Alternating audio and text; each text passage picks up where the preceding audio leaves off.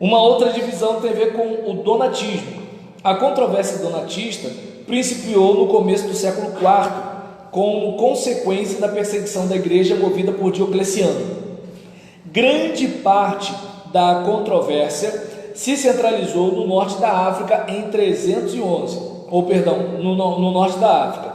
Em 311, um cristão chamado Donato solicitou a deposição de Ceciliano, acusado de ser um traditor de seu cargo de bispo de Cartago, por ter sido consagrado por Félix, que fora traditor ao tempo da perseguição movida por Diocleciano. Donato sustentava que o fato de não ter sido fiel no tempo da perseguição invalidava a possibilidade de Félix o ordenar, uma vez que cometeram um pecado imperdoável. Donato e seu grupo elegeram Majorino como bispo e, morto Majorino, ao próprio Donato. Os donatistas reagiram contra a doação de dinheiro para a igreja africana, uma vez que eles mesmos foram preteridos. Um sínodo reunido em Roma determinou que a validade de um sacramento não depende da moral de quem o administra. Desse modo, os donatistas não tinham direito a qualquer ajuda. Logo, o Concílio de Bispos Ocidentais, reunido em Arles em 314, voltou a refutar as ideias donatistas. Esta controvérsia preocupou grandemente a Agostinho, que, como consequência desta preocupação, muito escreveu sobre o problema da autoridade na igreja. Pode-se dizer, para concluir, que as consequências das controvérsias, dos erros e das heresias nem sempre foram negativas. A igreja foi forçada a desenvolver um cânon autorizado de Bíblia e um credo que resumisse os pontos fundamentais das Escrituras. As necessidades de responder às teologias falsas estimulou o crescimento da teologia cristã. A posição do bispo foi fortalecida devido à ênfase colocada sobre seu ofício como um ponto de encontro contra a heresia e o erro. Percebe o papel do bispo aqui, certo? E como se viu, as falsas doutrinas surgiram das tentativas de homens ambiciosos em aumentar o seu poder, ou de ênfases demasiadas ou de interpretações equivocadas de certos trechos da Bíblia, ou mesmo da falta de amor demonstrada pela igreja no tratamento de uma minoria em erro. Então a gente percebe que assim, tem várias situações. Pode ter o cara que malandramente quer montar um esquema, mas pode também ser o caso de um cara que, por zelo, não, peraí, a gente tem que resolver essa situação aqui. E pode ser também por uma questão de, poxa, será que a gente não foi rígido demais excomungando? Será que a gente não deveria fazer algum tipo de tratamento para perder o mínimo de gente possível? Então, pelo menos esse... Oi. Pastor, esses concílios foram criados para tentar travar esses pensamentos? Porque o que acontece hoje... Não, está muito focado, eu vou botar uma referência aqui, algo assim? Porque, por exemplo, vou pegar uma coisa do tipo, observa bem, digamos, a igreja do Gilson é uma igreja nova. A minha denominação vem de 1609. Hoje a gente tem um monte de coisa montada que, se você der um espirro mais à direita, já pode rolar um patrulhamento. No caso dele, ainda não, porque é uma comunidade nascente. Agora, por exemplo, o trabalho expandindo, vai chegar uma hora que assim, alguém indo mais para a direita ou mais para a esquerda, ou indo um pouco mais acelerado ou um pouco mais atrasado, alguém, peraí, isso aqui está fora, entende? Porque assim, nesse momento está todo mundo debaixo do mesmo guarda-chuva.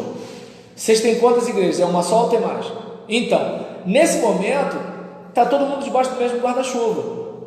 Qualquer coisa que sair do esquadro, eles resolvem lá entre eles. Agora, o trabalho crescendo fica muito mais difícil. Então, hoje, se a igreja não tiver uma linha doutrinária definida, como a gente define? No púlpito com o pastor, na escola bíblica com os irmãos, e vamos alinhando, entende? Agora, a coisa ficando expandida, aí já tem que começar o seguinte: olha, nós cremos nisso, nós pensamos assim. Claro que assim, O aconselhável é que a gente não espere crescer para criar já a espinha dorsal. Mas a tendência é o quê? Exatamente. Mas a tendência é o quê? Quando, por exemplo, a coisa tá ficando solta demais, vamos fechar aqui. Ó, fora disso aqui, não tem como a gente caminhar junto. Aí é onde entra o consigo. Exatamente, percebe? Então, e qual é a situação? Se você não tem um cânon bíblico fechado, aí chega um cara que fala assim, ó, os livros que a gente vai ler são só os do apóstolo Paulo, os evangelhos só o de Lucas, entende? Nada de Antigo Testamento. Pô, tem um cara que já está definindo um cânon. A gente tem que sentar para conversar isso. Entende? Porque é o seguinte, por enquanto está todo mundo ouvindo os bispos, que ouviram os pais da igreja, que ouviram os apóstolos. E aí a gente tem vários textos. Mas aí aparece um que fala assim, não, o texto é só esse. Então a gente tem que, pera aí, vamos sentar para definir quais são os nossos textos. Entende? Porque senão vai todo mundo assim, pô, o cara já montou o esquema primeiro, deu ruim. Então vamos, como dizia meu pastor, né, tem que matar o galo antes do galo cantar. Entende? Ou frear antes da curva da derrapagem. Certo? Por exemplo, você que dirige há muito mais anos do que eu, você sabe, pô, tu vai deixar para frear na curva? Pô, entende? Porque é o seguinte, o pneu parou, tá, mas e aí, não vai deslizar não? Entende como é que é o negócio? Então, aí por exemplo, que nem meu Celtinho, eu faço um ABS com o meu Celtinho, eu fico pá, até quando chegar na curva, pronto, eu faço a minha curva tranquila, em vez de pá, tu toma aquele susto assim e tu fica, né? Tá dando para entender? Então, por exemplo, a gente percebe que assim, essa precaução é necessária. No caso deles, assim, os problemas eram recentes. Então, nisso que o problema surgia, vamos resolver. É como, por exemplo, no meu caso com o meu filho, apesar de ter toda uma história, né, de psicologia infantil, de livros, de obras, parente, né, porque eu e minha esposa somos os filhos caçulas, né, de 6 filhos, né, a minha sogra teve 6 filhos e a minha mãe teve 6 filhos. Então, o que acontece? Somos os filhos caçulas, a gente passou a vida pegando sobrinho no colo, né? Então, assim, um monte de coisa a gente sabe sobre criança praticamente. Nós fomos pais sociais, né, numa instituição de menores, então assim, a gente morou numa casa-lar com meninos, eu trabalhei como educador social, ela trabalhou como educadora social, então assim, noção a gente tem. Só que, por exemplo, quando a gente aprende a lidar com o Roberlan muda, entende? Aí o que acontece? Entendeu quando eu falei muda, né? Então aí, por exemplo, aí você tem que fazer toda uma configuração para assim, vamos pegar ele aqui, entende? Por exemplo, ele chega para mim e fala assim, papai, meu pinto está doendo. Falei, filho, o que aconteceu? Vamos no médico? Não, porque já tem medo de hospital. Aí eu falei, Gisele, ele falou que o pinto está doendo, dá uma olhada para ver se a gente vai precisar ir no médico. Aí ela, filho, o pinto está doendo? Aí ele, não. Aí eu falei, ele está dizendo não, ou é porque ele está com medo de ir para o hospital? Entende? Aí ela falou assim, olha, às vezes quando a gente fala, pergunta assim, filha, a fralda está suja? Como ele não quer que eu limpe, ele fala não. Eu falei assim, mas meu Deus, 3 anos, já está mentindo, entende? Aí assim, não, e detalhe, a gente não ensinou isso. Por exemplo, tá ele subindo no sofá, ela deixa o chocolate picadinho numa vasilhinha para ele, porque ele come sem ter noção da garganta. Então, aí nisso, ela bota picadinho para ele. Aí ele veio subir no sofá, eu falei, deixa eu segurar para você subir. Não, é minha.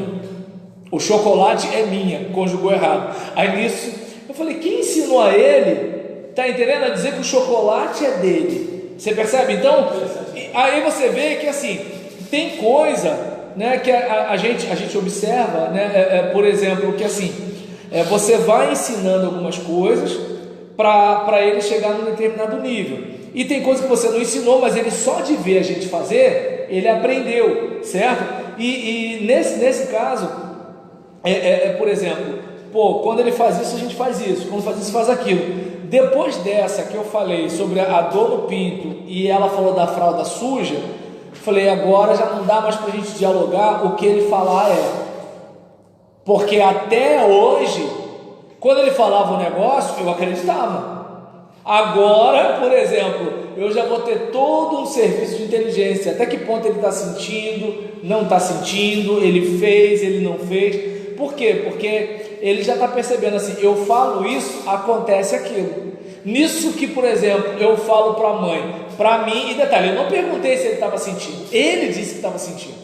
Aí eu já pensei, será que é infecção urinária? Será que é alguma coisa, tudo tal, aquela coisa todinha, tudo tal. Quando a Gisélia perguntou, ele disse não, eu falei, pô, se eu tivesse perguntado e ela tivesse perguntado, só que no meu caso, não fui eu que perguntei, ele que espontaneamente me falou do nada. E no caso dela, ele falou aquele não acelerado. Esse não acelerado eu conheço, entende? É o mesmo não de quando eu perguntei, falei para ele, então vamos no médico, né? Não sei se está com a cabeça para falar isso para ele, mas assim, aí quando a mãe perguntou, parece que estava na cabeça dele o negócio do médico, entende? Porque ele viu na cara da mãe a preocupação. E detalhe, como ele aprendeu isso? Então aí você percebe que é o seguinte, ele não é mais o Roberlan de 2 meses atrás. Então observa bem, aí você pegando isso aqui, aplicando para cá, você vai verificando que assim, a igreja nascente ia surgindo alguns problemas e os bispos iam ajustando, entende? E aí iam ajustando com os concílios, né? Exatamente, e concílio e credo, né? Então assim, vamos reunir e fechar a questão, e o credo é o fechamento de questão. Creio em Deus Pai Todo-Poderoso, Criador dos céus e da terra. Creio em Jesus Cristo, seu único Filho, nosso Senhor, o qual foi concebido por obra do Espírito Santo e nasceu, né, da Virgem Maria. Pareceu isso.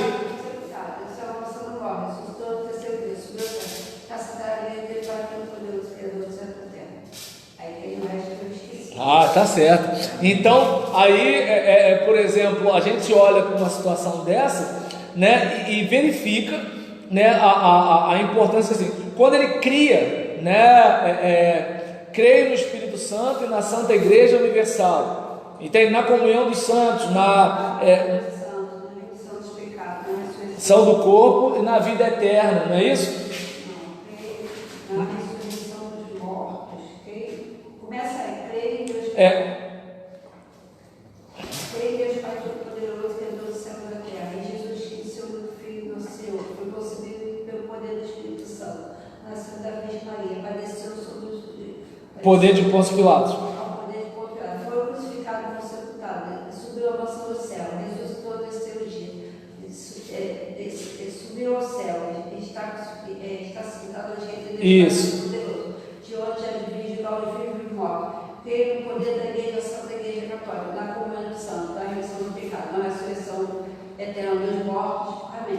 Entende? Então aí você olha, por exemplo, isso que ela falou é um resumo de doutrina, resultado de embates, reflexões e assim por diante.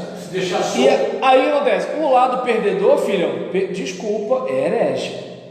É aí onde muita gente hoje questiona, porque é o seguinte, pô, mas peraí, então o resultado de uma assembleia é que definiu o que é e o que não é, entende? Só que é o seguinte, é aquele caso, eu acho que se eu cheguei agora 2.000 anos depois, eu acho que eu não sou o rei da cocada preta, né? Vamos respeitar o que essa igreja tem de caminhada de 2.000 anos, entendeu? Então é uma coisa mais ou menos assim. E aí, nisso, houve respostas. É o que, por exemplo, digamos, no meu caso, uma denominação que veio desde o século XVII, então a gente tem um monte de coisa que já está esquematizada, mas ainda assim, plantamos uma igreja hoje. Ela não começou do zero, veio gente de outra denominação. Aí vem o cara que é cria da igreja. Aí a gente tem um contexto político. Então, diante desses novos dramas, você também vai ter que fazer alguns ajustes e reequilibrar aquilo que foi desequilibrado. Então, a coisa foi mais ou menos assim. E vai ser assim, por exemplo, igreja hoje é de um jeito. Agora, quando você estiver pastoreando a sua, vai ser outro. Entende como é que é o negócio? Então, assim, é algo... Eu, por exemplo, pastoreei uma igreja em São João de Meriti, estou pastoreando uma em Belfor Roxo. Não só a igreja, uma é diferente da outra, como membros são diferentes dos outros, como o bairro é diferente do outro, a cultura é diferente das outras, entende? Os tipos de pecado que mais derrubam os crentes são diferentes, entende? Se você pensar, não é o meu caso que eu sou batista, mas por exemplo, se eu fosse pentecostal, neopentecostal, e tivesse aquela ideia de demônios territoriais, entende? Por exemplo, você vê claramente que é o seguinte: o tipo de influência satânica que tem no lugar é diferente do tipo de influência satânica que tem no outro também. Entende? É um negócio que tu olha assim, é claro, é nítido, é nítido. Eu estou lá no bairro da Venda Velha, em São João do Meriti. O tipo de opressão, seja sobre as pessoas do bairro, da rua, ou as coisas que fazem a igreja ficar capengando, é diferente do tipo de opressão que tem no lugar onde, por exemplo, eu estou hoje, certo? E que fica fazendo os crentes capengar. É incrível, eu não sei te explicar isso, entende? É nessa hora que talvez o pentecostal olhe para mim e fale assim: pô, tu tá meio que pensando assim, né? Mas não estou, porque eu sou da igreja baptista tradicional, entende?